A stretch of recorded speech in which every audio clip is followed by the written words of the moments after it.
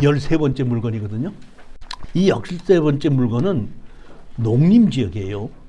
농림지역의 토지 투자를 위한 안내 해가지고 보도자료에서 이게 6월 24일 날 농림지역에 단독주택 허용 이렇게 내놓은 것이 있습니다.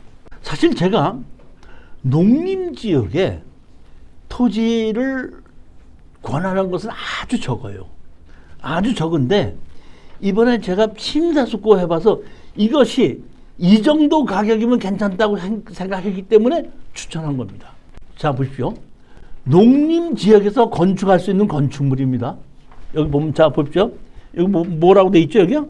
농림지역에서 건축할 수 있는 건축물 돼 있죠. 여기 보면 건축할 수 있는 건축물 이렇게 돼 있죠. 1. 그 다음에 2는 뭐가 돼 있죠? 2는 도시군 계획 조례가 정하는 바에 의해서 건축할 수 있는 건축물 이렇게 두 개가 돼 있습니다. 여기서 아셔야 될 것은 여기 1번 건축할 수 있는 건축물은 대한민국 어떤 농림지역도 이건 다 질 수 있다는 뜻입니다. 두 번째, 도시군 계획 조례가 정하는 건축물은 법에서 하지 않고 지방자치단체에서 짓게 할 수도 있고 못 짓게 할 수 있는 것은 지방자치단체 권한에 달려있다는 뜻입니다. 그러니까 1번을 보게끔 되면 건축할 수 있는 건축물, 이건 대한민국 어떤 농림지역에도 뭐는 질 수 있어? 단독주택은 1000제곱미터입니다. 300명 미만의 대지를 만들어서 건물 주택을 질 수가 있습니다. 대한민국 어떤 농림지역에도. 그 다음에 대한민국 어떤 농림지역에도 뭐는 질 수 있어? 창고인데 농업, 임업, 축산업 이런 농림을 위한, 임업을 위한, 수산업을 위한 창고는 질 수 있고 일반 창고는 못 짓습니다. 그러니까 이거는 법에 의해서 대한민국 어디라도 다 질 수가 있습니다. 그러면 이제는 그거 말고 뭘 봐야 되죠? 조례에 의해서 질 수 있는 거. 조례에 질 수 있는 건 뭐가 있죠? 여기 보면 1종 근린생활시설도 있고 2종 근린생활시설 질 수가 있죠. 이거는 무조건 질 수 있는 것이 아니라 지방자치단체 조례장이 질 수 있고 못 질게 하는 건데 우리가 살 수 있는 것은 연천군이거든요. 지금 사는 거는. 그러니까 연천군 지역 계획 조례 보면은 도시계획 조례 보면 농림지역 안에서 건축할 수 있는 건축물을 갖고 1종 근린생활시설 중 뭐가 있죠?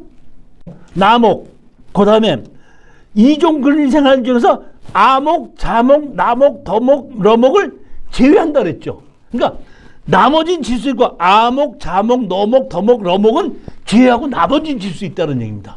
뭐는 1종 근린생활시설은 나목만 질 수 있고 2종 근린생활시설은 아목, 자목, 너목, 더목, 러목을 제외하고 나머지는 질 수 있다는 얘기예요. 그러니까 제가 연천군 도시계획 조례에서 이렇게 질 수 있다 그러니까 이걸 낙찰 받으면 제가 뭐를 질 수 있는 걸 봤거든요. 용도별 건축물 종류 해갖고 보면 1종 근린생활시설 아까 나목 질 수 있다 그랬죠. 1종 근린생활시설 나목이 뭐죠? 휴게 음식점, 제과점, 음료차 이런 거는데 얼마 미만인가? 300제곱미터 미만. 한 30평 아닌가? 100평. 100평 안 돼. 한 90평. 90평 정도의 휴게 음식점은 질 수 있다는 뜻입니다. 그 다음에 2종 근린생활시설 중에서 아까 이걸 제외한다 그랬죠. 아목, 자목, 너목, 더목, 러목 제외한다 그랬죠. 그러니까 그걸 제외하고 라목, 차목, 카목, 타목, 아목, 허목, 버목 그러니까 제외한 거 빼놓고 질 수 있는 거는 보면 뭘 질 수 있죠? 서점, 그 다음에 동물병원, 그 다음에 뭐? 학원, 그 다음에 독서실, 기원, 사무소, 부동산 중개사무소 이런 거 질 수 있죠. 주문 배송시설 이런 거 질 수가 있죠. 질 수가 있습니다. 가장 중요한 게 뭐예요? 부동산 중개사무소 사무실 질 수 있습니다. 그렇죠? 네. 자, 그러면 제가 이걸 고른 겁니다. 왜 골랐느냐? 농림지역인데 4차선 대로변 옆에서 한 40-50m 들어오고 2차선 옆이다 이런 뜻입니다.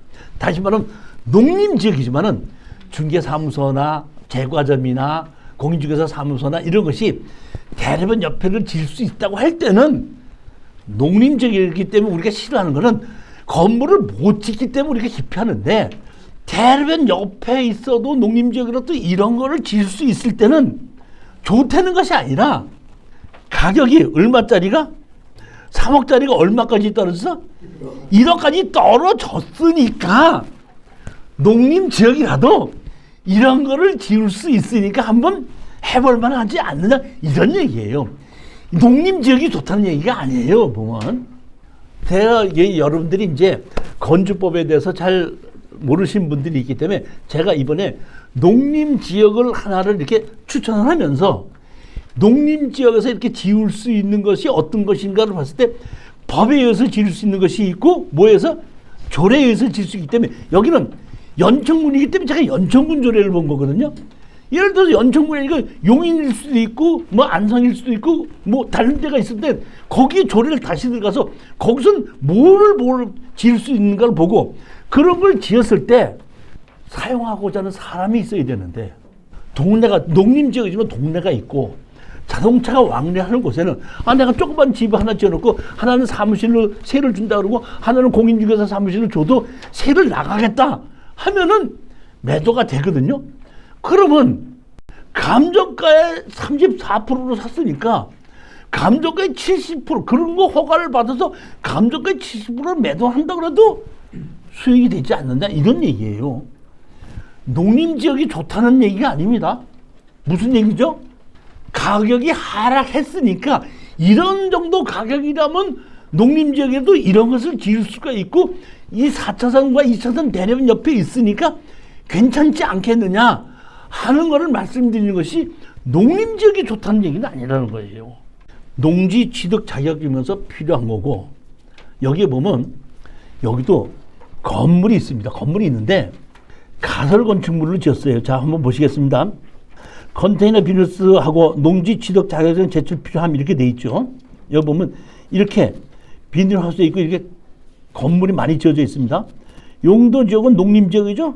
소로 1류 이렇게 돼 있습니다. 여기 보면 이렇게 집이 있죠. 컨테이너도 있죠. 그러니까 이 대련 옆에다 보니까 이런 집이나 이런 것이 있는 거예요. 보면. 그럼 여기 보면 집도 이렇게 먹고 있죠. 비닐하우스도 있고. 근데 내가 봤더니 이게 제시의 건물로 이렇게 돼 있거든요. 봤더니 내부가 이렇게 뭐 작업장 비슷하게 만들어져 있죠. 권리 분석에 보면 기준 권리가 있고 3억 2천 있고 2억 얼마를 돈을 빌려준 데 청구했는데 사실 보면 이 돈을 빌려준 데도 우리 낙찰 가격은 반밖에 못 받아가는 거죠. 연천군 백화점 구민회가 봤더니 뭘로 했죠? 가설 건축물로 신청이 돼 있죠. 근데 면적이 얼마죠? 18제곱미터죠. 근데 여러분 이게 지금 18제곱미터만 돼요? 이게 제가 보기에는 이 가설 건축물은 내가 보면 되지도 않고 이거 다 허물어야 돼요. 그리고 이거 허물어 달라고 얘기를 해야 되고 보면은 제가 보면 이 가설 건축물은 제가 판단하기에는 이 가설 건축물 이거는 건축법상 정식 건축 허가를 받지 않고 지은 것이 아닌가 싶은 생각이 들거든요. 그렇지만 담당자 입장에서 보면 2차선 대로변 옆에 있고 조금 떨어지면 4차선까지 가거든요.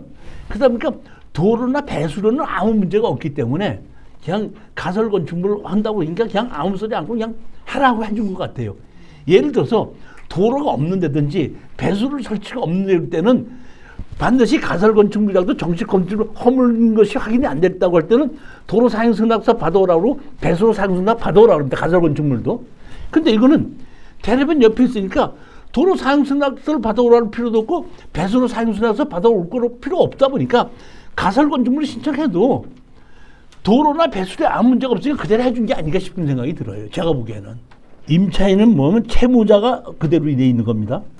보면 여기 2차선 대로변 옆이거든요. 2차선 대로변인데 왼쪽으로 한 3, 40m 가게끔 되면 4차선 대로변이에요. 그러니까 4차선을 가면서도 보일 수 있고 거기서 바로 2차선. 그러니까 여기 땅서부터는 요 앞에까지는 이 땅 앞에까지는 4차선으로 돼 있고 요 뒤로 들어가는 데서부터는 2차선으로 돼 있더라고요. 그렇기 때문에 제가 보기에는 이 정도 그 4차선 대로변 옆에 농림지역이고 연천군 조례에 의해서 이런 정도의 건물을 지을 수 있다고만 한다면은 가격이 하락했으니까 34%를 하락했으니까 이런 경우에는 사실 보면 이런 건물을 짓지 않는다고 하더라도 연금으로 신청해도 되거든요. 연금으로 해도 아무 문제가 없으니까. 그 정도 가격이면은. 그래서 제가 이거는 한번 가격이 하락을 했으니까 농림지역의 땅이라고 하더라도 한번 투자해봐도 되겠다, 이런 생각에 의해서 추천을 한 겁니다. 여러분이 반드시 명심하셔야 될 것은, 제가 서류로 보고 감정평가상 하는 거를 내용을 보고 로드뷰를 보고 항공사진을 보고 제가 판단한 것이지 현장까지는 가보지도 않았거든요. 그러니까 반드시 여러분이 입찰에 들어가기 위해서는 여러분들은 현장 가서 확인을 해보고 제 생각하고 판단했던 게 다른 것이 있는가를 확인해 봐야 되는데, 제일 처음에 확인해 봐야 될 것이 감정 가격, 현황, 이런 것을 다시 한번 해보고, 가장 중요한 것이 점유자가 누군가거든요. 점유자가 누구인가, 이런 것을 확인해 보고 거기에 맞춰서 입찰을 결정을 하고, 입찰을 결정하면서 가격도 같이 결정을 하시면은 무리하지 않고, 마음을 버스를 놓치니까 리무진이 오더라는 마음으로 입찰을 하신다면은 경제적 이득을 얻을 수 있으리라고 생각합니다. 자, 오늘은 여기까지 해서 강의를 끝내고, 다음번에는 추석 연휴가 끝나는 날이 두 번째 주 금요일 날이거든요. 그러니까 그날도 그냥 그대로 강의를 그대로 진행하는데, 못 오신다고 하더라도 그 동영상으로 들으실 수 있으니까 그날 뭐 연휴에 한다고 하더라도 걱정하지 마시고 그대로 하시고, 만약에 못 오시는 경우에는 이게 교재를 놓고 강의를 듣는 거하고 교재 없이 듣는 거하고 전혀 다르거든요. 그러니까 교재가 필요한 경우에는 우편으로 보내달라고 하시든지, 오시다가 못 오실 때는, 아니면 메일로 보내달라면 자기 프린트해서 뽑아서 보셔도 되거든요. 그러니까 항상 강의를 들을 때 내 강의를 먼저 듣는 것이 아니라, 제가 교재를 보내주면 교재를 가지고 먼저 자기 본인이 다 검토를 해보고 어느 정도 머릿속에다 집어넣고 제 강의를 들어야지 빨리빨리 이해가 간다, 이런 뜻입니다. 자, 오늘 여기까지 하고 10월 10일 날 두 번째 금요일 날 다시 더 좋은 물건을 가지고 여러분을 찾아뵙도록 하겠습니다. 자, 안녕히들 들어가십시오. 감사합니다.